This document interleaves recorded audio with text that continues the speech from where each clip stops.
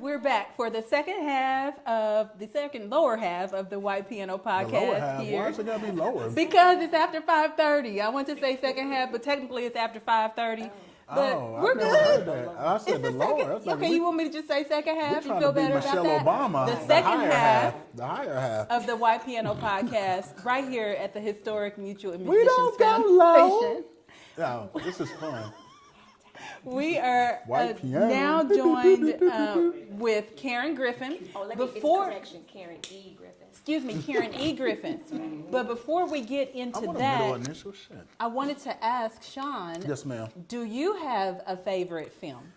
You know, that's such a loaded question, and it's a thing that it depends. Like, you know, when I was a kid, it was one thing. When I was a teenager, it was another. When I was an adult, it was, you know, another. And now that I'm 95, it's complete. You know, I got a different perspective on life. But my go-to, like when I was a kid, I was like completely fascinated by The Wizard of Oz. Just the whole technicality and switching from black and white to color, and you know, young Judy Garland was hot back then. I didn't know shit.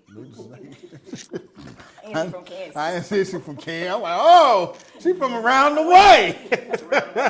She from around the way. I'm gonna holler at her like, ooh, yeah, exactly. But no, yeah, the flying monkeys and the witch was a little scary, so it got tense. Like, ooh, this some serious. Like, it was a dope movie. You got walking, talking lions and scarecrows. That was cool. Yeah. Then I saw The Wiz. I'm like, okay, I'm gonna do this. I'm gonna go have this little chocolate drip here with Diana Ross at 50 playing Dorothy. Yeah, like with the afro.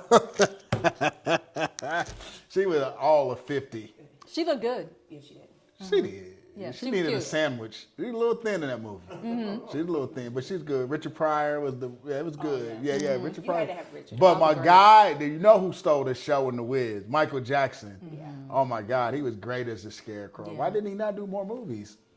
But Kid, Wizard of Oz, as a teenager, it was something about, I love risky business. Because I was Tom Cruise in that movie. Because I was always trying to do some entrepreneurial, up to no good stuff that would make a little money here, a little money there. Wrecking Daddy's Porsche. So my dad had a Cadillac, but you know, you know how it is. And then as an adult, it's do the right thing. Like Spike Lee, 1989. Like that's just like Ernest Dickerson on the cinematography. Spike Lee wrote an amazing script, cast all those new, fresh talents like Samuel Jackson, Martin Lawrence. Like it was just like, then you had the old school legends, Ruby Dee and Ozzie Davis. Like it's just like that was like the pinnacle of filmmaking. Because like I remember the very first time sitting in the movie theater and it started. It just like blows your mind because he does this opening sequence with Rosie Perez doing every TikTok video known to man. Every dance you've seen in TikTok, she did it in that little 3-minute stretch with that Public Enemy Fight the Power song, unedited. Like, oh, right. So when you see that, you're like, what movie are we about to see? You know, where you talk about, you know, fuck Elvis and, you know, fuck John Wayne. Like I'm like I've never watched a movie where I was like, hold on, let me put my seatbelt on. Like I thought I was about to take flight. I buckled up, put my seatbelt on, put a football helmet on. I'm like, what are we about to watch right here? And he delivered. I'm like, oh. The question is, would you or would you not have thrown the trash can through Sal's Pizzeria window? Would I? Would you, if you were in the same situation, would you have thrown the trash can or not thrown the trash can? Why are you asking me that? I'm just asking you. Would you have thrown the trash? Would you have thrown the trash can? I think. So he you would have was thrown just. the trash can? I think he was just. You think he should have thrown the trash can? Wow. Okay, moving on because we don't have a whole lot of time left. I'm just saying. We've I got want to to know get if to you would Karen. have. Yeah, let's go, Karen. But man, that is a really good movie, and it's something I think I'm going to know go if you back would to have and thrown the watch. trash can. All right, so Fight the the life power. of a film critic, as told by Shawn Edwards. Yeah, that's February 28th. That's when it's released. So there's a companion book. So what had happened is the building next door ain't gonna be ready to do no gala because we was trying to fly in like Halle Berry and some other people, but she can't come to no unfinished building. But we still gotta. Well, she can't. You don't want to. She can't. We could have went in the unfinished building if She can't be permitted. getting no sheetrock dust on her shoes. So what had happened was the building ain't quite ready. Right. So what's going to happen is we still going to honor that date.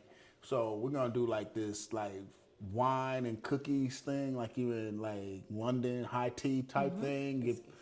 Biscuits and champagne and wine. I'm gonna have this like a couple of performances. I'm gonna have this talk back where I talk about my like career. Like you could be auditioning to be the person that asks the questions because you're doing a really good job. Well, thank you. So that's I will that's audition what's for that. that's what's happening on that day. February the 28th? Saturday, February 28th at the Black Archives of Mid-America. Okay, at the Black Archives. You gotta say it like that. The Black Archives. Archives of Mid-America. Fight the power. Yeah, exactly. Thank you so much for sharing that. No. We gotta talk about her though, because she's we gotta get famous. to Karen. Let's talk about it. Let's talk about it. Multi-talented, accredited visual teaching and performing artist, national and international storyteller, Karen E. Griffin is here with us today at the White Piano Podcast here at the Historic Music Musicians Can you play piano? Foundation. So we got 3 Negroes sitting here in front of a piano. Can you play the piano? No, I just said we have 3 Negroes sitting in front of this piano and no one can play. Anybody here can play the piano? Raise your hand. Man, can we get a song or an outro song? Maybe Kendra or James can. Right.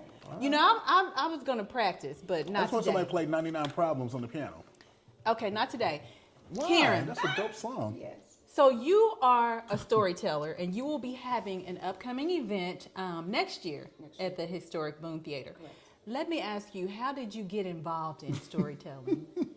Shawn made a phone call. No, tell how you get involved in storytelling. How did you start not storytelling? The thing. I'm taking you back. Oh, okay. Oh, shit. I didn't know I... Shawn made a phone call. Yeah. So how to take you back is to being a storyteller. There's a certification that you have to go through first. So I took the certification at Woodneath Story Center, which is in Liberty. It was an old farmhouse, and now it's turned into a story center, and it's a national library up there. So the house is on the register mark as a registration is a nice old It's a legit farmhouse. thing. Yeah, It's legit. accredited. So it's 13 weeks. So you have to go through certification to be certified as a national, international storyteller. Well, I became an international storyteller before I became a national. Global. Yes, because I was invited to the Australian Jazz Museum in Australia in 2015. So that's what makes me an international. Sydney or Perth? No, Melbourne. Oh, Melbourne. No, way down, 24 hours you're at the away. bottom. You've been to Australia too? Yeah. Okay, back to Karen. It's a whole other down south. I've been everywhere but Antarctica. Okay. So I've not partied with the penguins yet. The beauty of it is, I didn't know I had it until I went to Australia, and then I wound up working on my certification here. But before I even finished that certification, I became a national and international tour manager. So it's all been all just during it this whole entire time, at the same time. So after I got my certification as a national storyteller, it started at Shawneetown Museum. They called me to come in and portray Zora Neale Hurston. And so I portrayed Zora, Elizabeth Betsy Coleman, Ida B. Wells Burnett, Louise Kimbrough, Louise Moore, and these are a lot of African American women that we don't even look or pay any attention to. Elizabeth Betsy Coleman, which I'm so honored to Those are the greats. Those are the greats. And Shawn was like, would you be willing to portray Sarah Rector? Well, the backstory is I grew up in the projects. I lived on the 13th floor. And I always wonder who lived in this house. I'm like, who lives in this house? Like On 12th Street. On 12th and Euclid. And I didn't have a clue. Because it does stick out. It does. Yeah, I mean, It it's sticks I think out. everyone in the city feels that way. Yeah. But a lot of people still don't even know who lived or what it is. the history because behind it. there's nothing really to mark that this is a home of Until now. of the world's richest. No, still no marker though. Well, no Still marker, Still but no marker, we'll but get the into movie it later. helped. Yeah. There's no marker. So with that, Quentin, Lucas, put a marker up. please and thank you. I one day took a photo in front, and I'm an artist, so I took a photo in the middle of the street. I don't know what I was thinking about. Anyway, I took a photo in the middle of the street of the downtown buildings, and turned that into a piece of artwork, and it's titled on 12th Street, not realizing this is where everything started. 18th and Vine was not the spot. That was the business side. Can we correct that? Yes, Because we all can you correct have to that. do is listen to the song. Like, so the original Kansas City song was written by Wilbert Harrison. Okay. And the song literally says, I'm going to Kansas City but I'm going to 12th and Vine because 12th and Vine was the jump off spot. 18th and Vine was like the business spot where you bought furniture, went to the doctor, went to the dentist, bought a car, stayed at the hotel. But if you was going to have a good time, if you was going to get your party on, you went to 12th Street. So we got to fix that. Right. And you have to think about it. 12th Street was the long strip. It was the place to go. But by the time they put in 70, it took out a lot of that street. I've been on that in the past. Well, it wasn't. We're not going to blame it all on I-70. We're going to blame it on the hateful mainstream politicians that were so envious of the success of 12th Street, the notoriety of 12th Street, that they ordered all the bulldozer guys to come through and demolish it, like they always do with our history. They either demolish it, erase it, or try to retell it in some fabricated way, and that's what they did with 12th Street. That's why nothing exists on 12th Street except for thankfully, the Sarah Rector. I don't know how the mansion survived because they bulldozed everything else. Well, thank you for sharing that with us. That 18th and the party initially was on 12th and Vine. 12th and Vine. And then 18th and Vine was where you went to come see your physician and daytime. do shopping. 18th and Vine. Put it this way: 18th and Vine was daytime. Okay. 12th and Vine was nighttime. Okay. And that's where all the musicians came out and everything 12th, like that. Yeah, it was 12th on Street. 12th and Vine. That's why the song where it all says began. 12. I'm going. They got some crazy little women like Angela believes. Moving on. I don't know what that means. That's a compliment. The song where he was literally saying Kansas City had the most beautiful women on the planet. Classy women. Classy. Oh, I thought you said something else. Yes, No. you're correct on that. Thank you. Yes, yeah. Thank you very much. It's classy, yeah. Thank you, sir. Okay. We're about positivity. Right. I appreciate that. So after that, due to Shawn making the phone call, I had researched her a little bit. I went down to the Kansas City Public Library and I saw this image of her. I'm thinking to myself, this can't be the right image of her because I didn't feel the vibe of her. Compared to all the other Afro-American women storytellers. I can feel their vibe, but I could not feel that. I'm like, a dress didn't look right, her hair just didn't look right, it just did not look right. For Sarah Rector? For Sarah Rector. At the library. At the Kansas City Public, like downtown. It was not the correct photo. No, not at all. And it's not the correct photo in the Smithsonian either. It's not correct. Wow. So, and at the time I didn't really realize Shawn was even related. But you have to go back. Me and Shawn went to school together. So we're classmates. Lincoln College Prep. Right. But it wasn't called Lincoln College Prep. It was Lincoln Academy. When we went. L.A., baby. I had that Letterman's jacket, the L.A. with the medals hanging off because I could run fast. Okay. Anyway. So I did my research, went down there, and then I dropped the ball. I didn't study her anymore. And then me and Shawn connected, and he was like, hey, would you be willing to portray Sarah Rector? And I'm like, wait, are you serious? Like me? And I'm thinking, yeah, it'd be an honor to do that. And then that's when he let me know that she was his great nephew. And I'm thinking, wait, a woman that I've been wanting to explore, study, and I've been knowing her all this time and didn't know her all this time with Shawn. That's my peoples on my daddy's side. So that's my dad's mother's sister. Yeah, it is an honor. Dad's mother's sister. So I did have an opportunity to portray her. What was it? 2020. We did this really bougie event, in was 2024. So we had this little private dinner at this farm out in Lee Summit, Raytown, Lee Summit, somewhere very, very far. It's back up in the woods. I couldn't find it. I had to put on my GPS. Can't find You said bougie? Bougie. It was very bougie. They put on a bougie. It was a private. Why didn't I get invited? If it was I think bougie? I did invite you. I don't think you RSVP'd. Okay, I'm going to let you slide with that one. No, I did. Oh, my bad. We'll talk about that off camera. Just go back and check your notes. Because anybody here's the thing, for all the people watching, she hosted the Hip Hop 50 event. So anytime I work with anybody, I keep a collective list. And whenever I'm doing something, I just send it out to that list. So I'm sure. Maybe it went to my spam. I don't know, but you're on the collective invite list. Darn it. Yes. And speaking of invites, I want to thank you for inviting me to that special screening of Sarah's Oil. Yeah, see, I told you, it's the same list. For that So what did you invite. think? What did you think of the film? Oh, man, I thought it was really good. I don't know if you're going to appreciate my answer, being that you're a respected film critic. I thought it was very inspirational, and it was emotional. It was. It took me back to the time of when young Sarah was dealing with the things that she was dealing with, as far as, unfortunately, the racism and the sexism that our ancestors went through. So that that kind of hurt me some to No, but that's what know she that went through. everybody experienced that, and we still experience it, So as a young child, I just knew that there was racism. Same thing for her back in the day. We just automatically know what racism is, and we know why it is. So She persevered though. Yes, she did very much so. She was very She's intelligent, 11. very smart. What's the most amount of money you ever had at 11?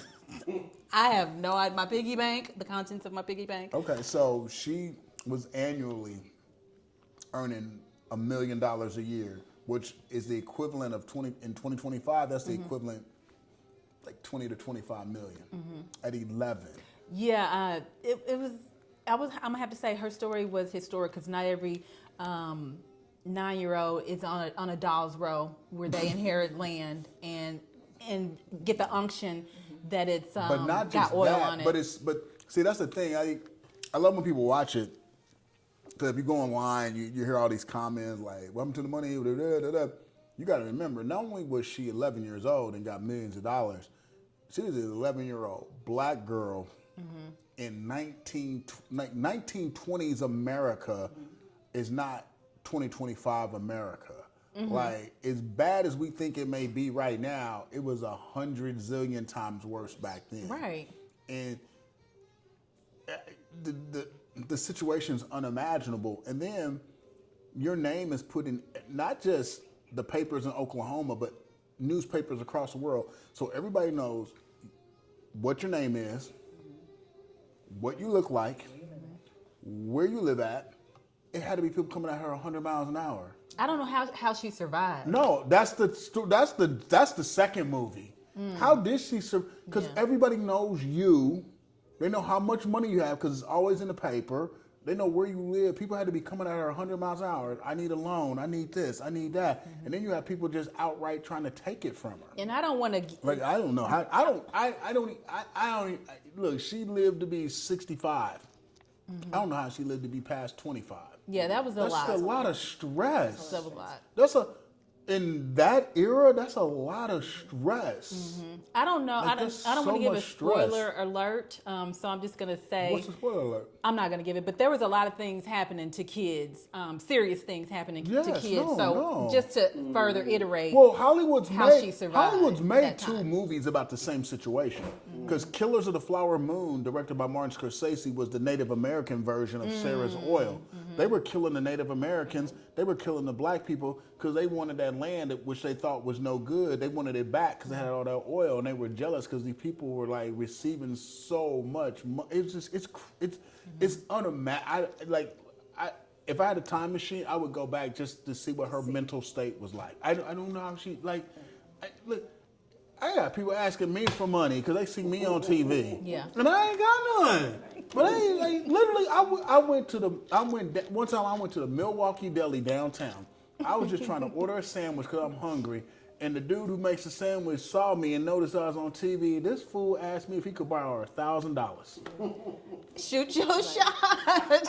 And that's what a lot of the comments are too. A lot of the A closed mouth don't get fed. A closed mouth does not get fed, but do you really I'm gonna give like a random sandwich maker $1,000? Maybe. If he was in a good mood, maybe. I'll give you $1,000. I'll get Karen $1,000. I ain't gonna get no random sandwich. Run me my check. No, I'm kidding. I'm at the deli. You No, but I'm glad you enjoyed the movie. But she portrayed Sarah at this bougie private dinner event. That it was in honor of Juneteenth. It was great. It was at this farm, and it was a specially curated meal. Yeah. And it was like free alcohol, and the weather was perfect, and the crickets were chirping, and you could see the snakes gliding on the pond. And it was well, that's what you get at a farm. True that. It was all that. And they didn't it's mind. in the middle of a farm. It had like little slopey valleys. It was gorgeous. It was like, it was really beautiful. Like, what's your all-time favorite romantic movie? Oh, you asked me this No, thing. I said what's your favorite romantic movie? I'll say The Notebook. It was very Notebook-esque. The scenery was like, imagine you and Ryan Gosling exchanging a kiss, and the backdrop was this farm. Okay. You wouldn't kiss Ryan Gosling? Listen, we're gonna move on. He's married to a Latino. You're not that far off. I mean, I like the movie, and he's married to a we're Latino. Gonna take it back to Karen You E. can Griffin. pass for Latino. We're gonna take it back to Karen E. Griffin. Karen, I'm looking at you while you were speaking about Sarah Rector, and you have a resemblance to Sarah Rector to me. Am I making that up, or do you see it too? Do you see it? Well, I don't see it. You I don't see it, but I see how you It's like- channeling that. That means she's a good actress. Because she's yeah. pulling you Not in. an actress. What do you call it? Storytelling. Storyteller, yeah. So It's she's a- pulling you in. it's a I'm sorry. difference. I'm sorry. Sorry, people. If you're out there taking notes, not an actress, storyteller. It's a difference. So she's certified. And I'll explain the But I like the difference. way she pulling you in, though. Right. So as a storyteller, well, now I've been labeled as a griot now. And Oh, that's so even higher. It's higher. Oh, I had a meeting Lord. with someone the other day, and they were like, I gotta stop are you, drinking. Are you aware that you're a griot? And I'm like, Explain griot to us. So a griot, you got to go back to 1724 in Congo Square, right, in New Orleans. Sunday is the only time that Africans were slaves, enslaved, free slaves, can come together on Sundays. And that griot was that one person that told all the stories to make sure everybody was fed, make sure everybody understood, carry on the culture, the things that are going on. If you didn't have that griot in that group, all you're going to have is food. But really, you got to think what a griot is. They are the culture. They're going to tell you, hey, don't mix this with that. Yeah. And they're going to tell you, because what they're doing is they're feeding you so you can feed the next generation and the next generation. Because if there's no one there to feed, then we will not survive. You have to look at those stories. So even portraying Sarah, I could not find her when I was at the trailer. And I'm thinking, okay, where is she at? I got to get her vibe. For me to prepare as a storyteller, and let me go back as a storyteller. As a storyteller, we have to do our research, right? So we write everything ourselves. We do our own research. We have to research our clothing. For me, I cleanse for 21 days. I will never go on the stage and portray any Afro-American female or woman in history without cleansing. What that cleansing means, I have to watch what I eat, watch what I say, watch who I'm around, watch what I do. Do not let anything negative go in that will come out, period. An actress, you got to think about it. Someone writes their script and they have to memorize that. Memorize lines. Their clothes are done for them. Everything's done for them. And you grow to hate them if they are a villain. And you call them by that. A storyteller is somebody that you really connect. So every time I inhale, you're going to exhale. That's how it is. So when I had the opportunity of portraying Sarah, like I said, I was there. I was dressed.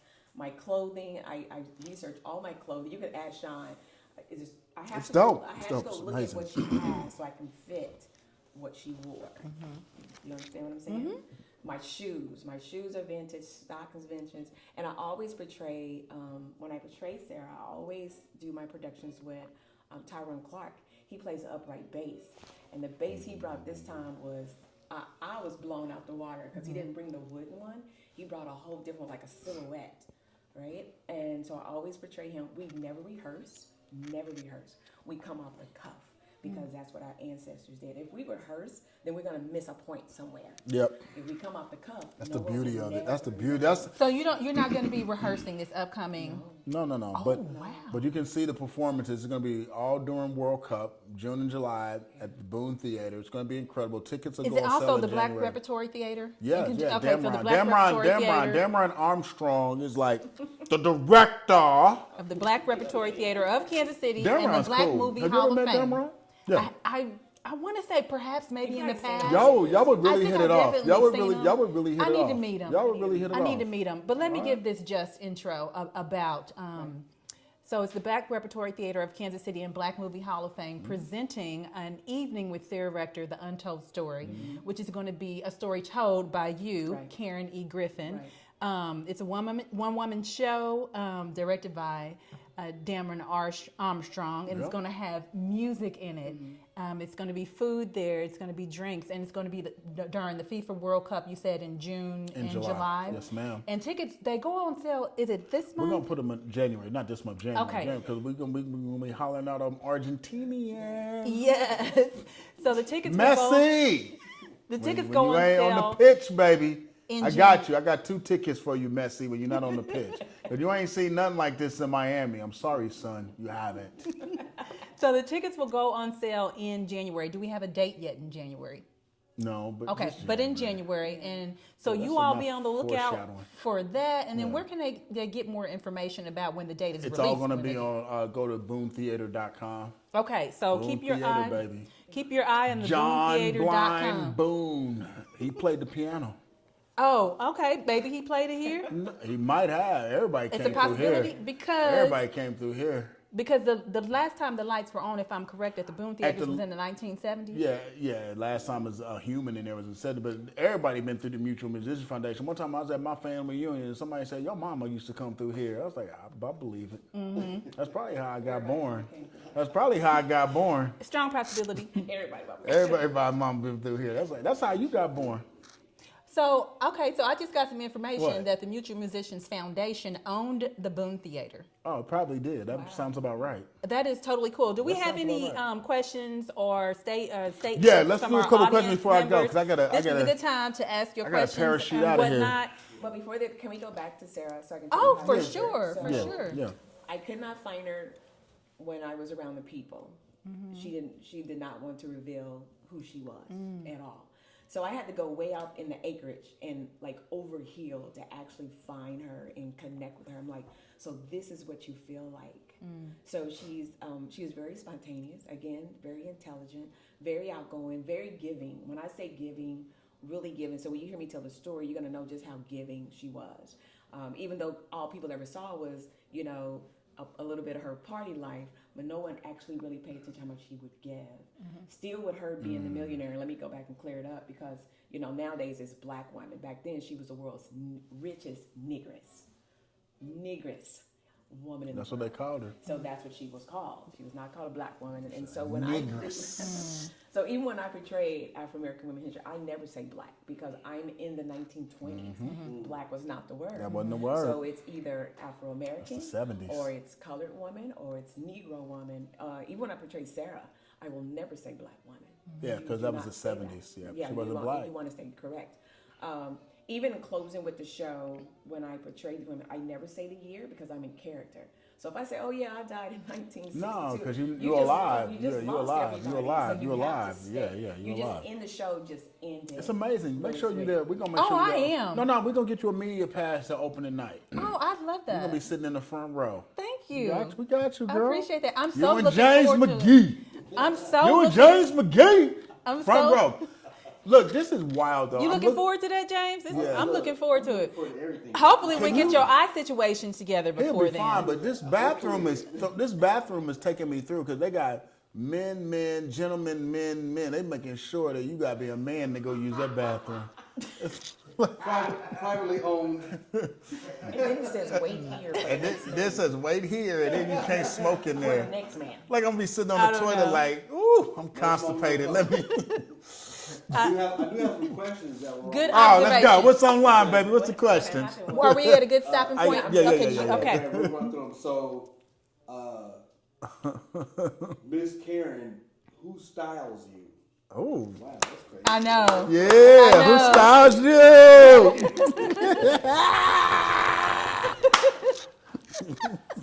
Martha from 1862 styles me. Ooh, that's deep. Shout out Are to people gonna Martha, get that, though? Are they 1862. gonna get it? That's deep. That's deep. let's What's the see, next let's question? see. That's deep. Christian. Uh-oh. Come with it. Come with it. What time is Shawn on? What time is Shawn? What time are you on? I guess it's like you turned up, so. Like, He's having a good why time. you so energetic? He's on the good time. He's on the good time. No, Sean. Understand, Sean. He's on the good All the time. time. This is fun, man. This This is is Sean all the time. this is I wonder if non. that person knows This you. is That person must know This is you. non-Fox 4 Sean. That person must know you. It's no falling across your mouth. What else we got? Angela, your interview skills are top shot. Top shit. Top shelf. Probably top notch. Top notch. Top Yeah. something. Yes. Great question. Either Great questions, way, baby. thank you. Great questions, baby. Great Thank questions, you. baby. Who Great said questions, that? baby. Who said that? Brendan. Brendan. Yes, Brendan. okay. Brendan know what time it is. Thanks, Brendan. Game, no game. Sandro, no, let's see. Okay. How is it doing interviews at MNF? Wonderful. Mutual Musicians Foundation. Yeah, it's great. It's a great. It's real. Actually, the vibe in the setting here is like fabulous. That's why we loose. Yeah. This vibe is good. This is very inviting. That's why we're loose. And we in the neighborhood. Yeah, this When the you hood, walk baby. in, you should come here. If you haven't ever been Yeah, here, yeah, come, every baby. third Yeah. Thursday, the Bird's Nest Happy Hour is where you can network with a lot of industry people in That's the arts and tomorrow, really right? just so many That's different today. people. Bird's Nest is today. Yeah, but so we won't be here January. We'll be back in February. Are you doing it tonight? Till 7 p.m. What time Yeah, you start? till 7 p.m. you got, Sorry. but everybody's probably gonna be gone. No. But anyway, that'll be a good opportunity for you to come here and network. So that way, when you walk in the door, you can feel the experience. Right. You can feel the It's a beautiful vibe building. of It's what a beautiful history. building. It's a beautiful building. It holds it here. absorbs you. Yeah. What else we got? Who's next? This is Marcus. I guess this is a general question. What is it? How do you feel about the gentrifying efforts in Parade Park as a business and stakeholder in 18th and Vine? Well, I am a stakeholder in 18th and Vine officially now. I'm joining my man James McGee. We're going to be next door neighbors. I'm part of the team on the Boone Theater project. And look, do I like what's happening? No. Do I understand what's happening? Yes. Are we going to make the best out of the situation? Of course. Right. That's all I got. Right. Do I like what's happening? No. Do I understand what's happening? Yes. Are we going to make the best out of the situation? Of course. And that's the world of politics. Right. I feel. That's the world of life. That's just the world of politics. America. That's whether you live in Brooklyn, New York, Portland, Oregon, Los Angeles, California, Cleveland, Ohio, or Kansas City, Missouri. Mm-hmm. It's the reality of what's going on right now, and we're going to make the best out of it. We're going to invite to every. We're going to be inviting to everyone. Like the word gentrification because that's wrong. Because your kids are not here, my kids are not here. That's your true. So we're losing the wrong road. It's colonization. Let's just keep it really real. His kids ain't here. I like that term. His Yeah, it's not- grandkids it's not ain't- gentrification. Because gentrification means Right. it's generational wealth. No, And it's not what this is. Our grandparents, the money they had is not left to us. So you know, it's not so You they either need call to it clear the word up you either and call say it what colonization or just call it a Thank you. straight up reboot. There you go. It's a And if you no, want it's a to call it reboot. It's a reboot. You're bringing back what's already You bring here. it back. And It's a so- reboot. And I've watched it. I mean, you watched it. I This watched it used to since be. 1974. It's a reboot. It's a reboot. It's what it is. But It's a gentrification reboot. should not be the word. It's a reboot. Yeah, it's not gentrification. Our It's kids a are not reboot. growing up here. Nope, it's a reboot. Right. But that's all the y'all. questions? No, hold on. Yeah, that's all the Well, that questions was on that good. end. I'm sorry. All right, one more. Okay, so I gotta go. I One want to more. get back to this really quick. What So, is an it? evening with Sarah Rector, the Untold Yes. Story, is going to be told by you, Karen E. Griffin. When is that happening? Do we have June a and solid July. date on We yet? do. I just don't have them in front of me. Okay, June that's and July. fine. So June and June July. and Keep July. up with June and July, baby, at the that Boom. and more information on I will the say Boone this: you Theater. better get your tickets early so they don't be sitting up here like you talking about you missed it when it was at the farm. Because We just saying what happened. darn it. But make sure we're clear. So we got Yeah. to make sure we're clear. There's 2 different shows. Yeah, she's Okay. doing 2 shows. She's So doing. I'm doing a total of 6 shows. Total. Okay. Yeah. So the other one is J Today to the double Z, and the other They one's both the dope Sarah though. one. So They both yeah, dope. they're- They both dope people. They both dope. Sarah Rector forever, baby. Okay, and then really quickly, Yeah, if really quickly. possible, What? can you share with us what the Boone Theater is going to do for the community? Like, what access can let's can- reverse that. Uh-huh. It's not what the Boone Theater is going to do for the community. It's what the community is going to do for the Boone Theater. Because they're Yes. going to become the ambassadors. Yes. You're already there. Yes. But you need to, because you, and that's one thing I'm glad you cleared that up. Everybody always think, what is an institution going to do? An institution can't do anything for the community. The community enhances the institution. Except provide programming or. Yeah. So what are the something ways for that the you coming community can Be an can ambassador. impact the city Well, I'm going to tell you what. through the Boone Theater? I'm gonna tell you what, like the Boone Theater is going. We are going to unleash programming that's never been seen before in this district. But we're also going to connect with our community partners in the district as well. Say, for instance, you have the Negro Leagues. So we're going to do a Negro Leagues Film Festival. You can watch all the movies that relate to the Negro Leagues. Mutual Musicians Foundation. There's tons of movies about this place, tons of movies about the jazz musicians that have played here. So we're going to have like Mutual Musician Foundation film festivals. We're going to have 18th and Vine film festivals. We're going to have Solar Santa Holiday Film Festival. And music, you'll have, we're gonna like, show music? movies, poetry, comedy shows. It's going to be a place where you can come. You can have some food. We're going to be cooking some chicken. So we're going to want people, we're going to cook chicken.